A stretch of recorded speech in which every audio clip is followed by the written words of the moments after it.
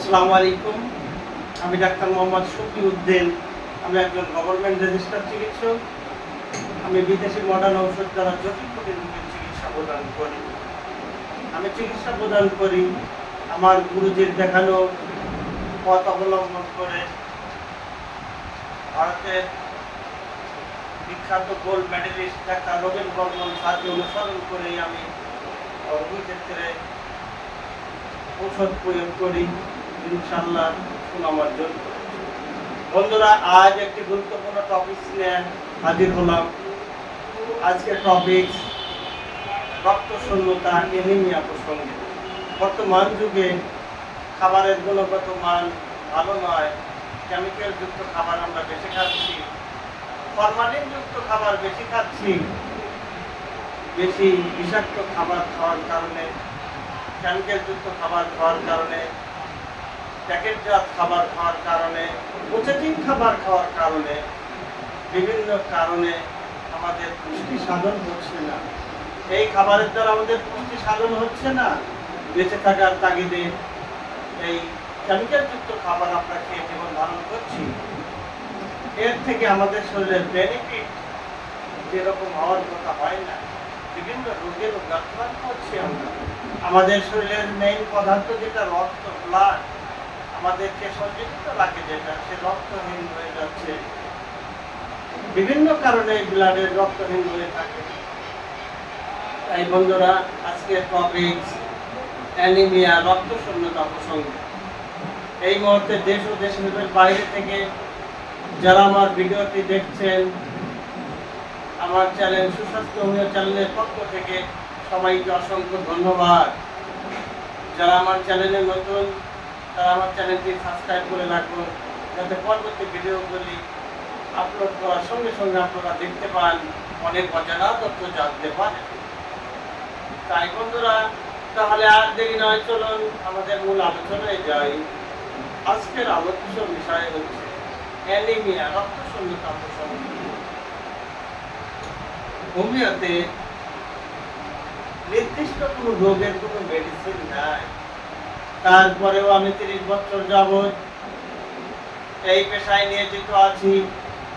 25 বছর যাবৎ পাবনা শিবা হোমিও ফার্মেসিতে ডক্টর হিসাবে গৌরবভাবে আপনারা তখনই নিতে পারবেন এবং মেডিসিনগুলো সেবন করে উক্ত মেডিসিনের পার্শ্ব প্রতিক্রিয়া মুক্ত করে মেডিসিনগুলো আপনারা সেবন করবেন।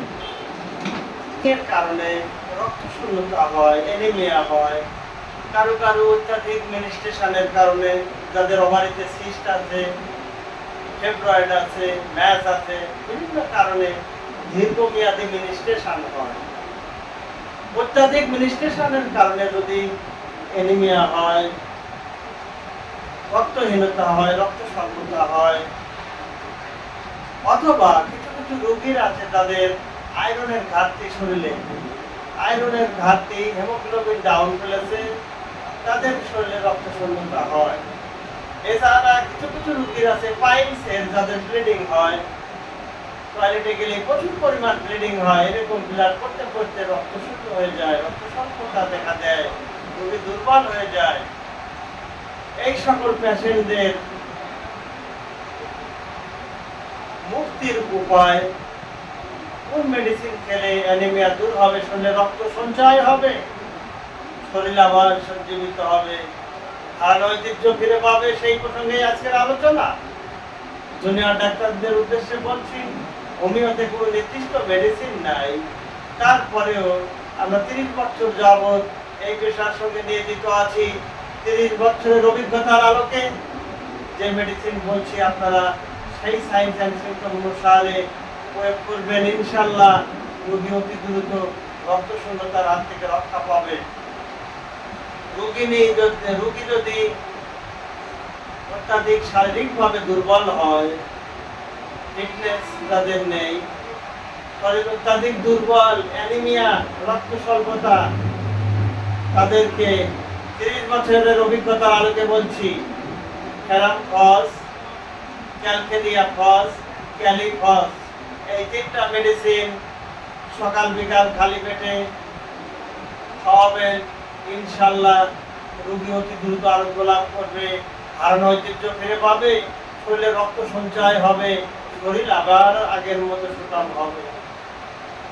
তাই বন্ধুরা আমার, যে মেডিসিন বললাম এই মেডিসিন আপনারা রোগীর ক্ষেত্রে প্রয়োগ করবেন, আশা অনুরূপ ফল পাবেন। আর যে সকল রোগীর লাইফস্টাইল জানার পরে দেখলেন, রোগীর মুখের হিস্টোরি শুনলেন, অভিভাবকদের মুখের হিস্টোরি শুনলেন যে দীর্ঘদিন যাবত অসুস্থতা থাকার কারণে সে পাইলস হোক, মিনিস্ট্রেশনের হোক, যে কোনো পথেই হোক না কেন ব্লিডিং এর হিস্টোরি আছে। দীর্ঘদিন ব্লিডিং এর কারণে যারা অ্যানিমিয়া হয়ে গেছে, রক্ত শূন্য হয়ে গেছে, রক্ত স্বল্পতা দেখা দিয়েছে, তাদের ক্ষেত্রে আপনারা বন্ধুরা আমার একটি মেডিসিনের কথা স্মরণ করবেন, সেটা হচ্ছে চায়না মাদার, চায়না কিউ। এই মেডিসিনটা 10 ফুটা করে সকাল বিকাল রোগীর ক্ষেত্রে প্রয়োগ করুন, ইনশাল্লাহ আশা অনুরূপ ফল পাবেন। অতি দ্রুত রোগীর রক্ত স্বল্পতা দূর হয়ে রক্তে ভরপুর হয়ে যাবে শরীর।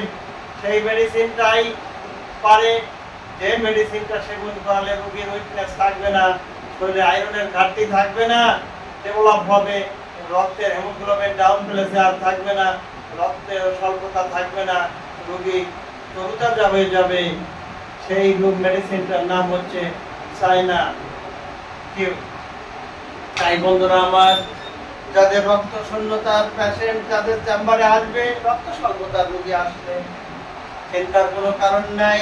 রোগীদেরকে বলছি আপনাদেরও কোনো চিন্তার কারণ নাই, ডিসিপ্লিন ভাবে জীবনযাপন করুন। আর মেডিসিন, যে মেডিসিনের কথা আলোচনা করলাম, সাইড জানসিংকে অনুসারে এই মেডিসিন সেবন করুন, ইনশাআল্লাহ অতি দ্রুত রক্ত স্বল্পতার হাত থেকে রক্ষা পাবেন, রক্ত স্বল্পতার থেকে মুক্তি পাবেন, শরীর আবার ন্যায় তরতাজা হয়ে যাবে। ডায়েটে রাখবেন, পর্যাপ্ত পরিমাণ বারবার পানি পান করতে হবে। এছাড়া সিজনাল মৌসুমি ফল খাবেন, মৌসুমি টাটকা শাকসবজি খাবেন, গাজর খাবেন, টমেটো খাবেন, দুধ খাবেন, ডিম খাবেন। ডিমের কুসুমের থেকেই রক্ত বেশি সঞ্চয় হয়, এই জন্য ডিম খাবেন, দুধ খাবেন, কলিজা খাবেন, টাটকা শাকসবজি খাবেন, এইগুলো সেবন করবেন। আর সাথে যে মেডিসিন বললাম এই মেডিসিনের সেবন করবেন, ইনশাল্লাহ রক্তহীনতার হাত থেকে, রক্ত স্বল্পতার হাত থেকে, অ্যানিমিয়ার হাত থেকে মুক্ত হবেন, সুস্থ জীবনযাপন করতে পারবেন। আল্লাহ রাব্বুল আলামিন আমাদেরকে পৃথিবীতে প্রেরণ করেছেন তার একটি মাত্র উদ্দেশ্য, মুখ্য উদ্দেশ্য তার ইবাদত করে, আরাধনা করে, ইহধাম ত্যাগ করে তারপর পরেটাকে ছাড়া দেওয়া।